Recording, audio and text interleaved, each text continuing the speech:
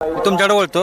आता सध्या दावणीला तुमच्याकडे कोणते कोणते नंदी आहेत काय? आता साई आहे, हां. सुंदर आहे आणि सर्जा आहे. आता महाराष्ट्राला उत्सुकता लागली आहे. आता तुम्ही पण स्माइल दिली चेहऱ्यावर, तुम्हालाही कळालं असेल.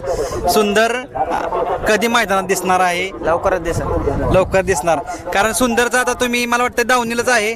खूप दिवस महाराष्ट्राला एक वर्षभर दिसला नव्हता तो, पण आता त्याचे व्हिडिओ दिसायला लागलेत. कसं काय आहे स्पीड वगैरे तुम्ही सांगा जरा.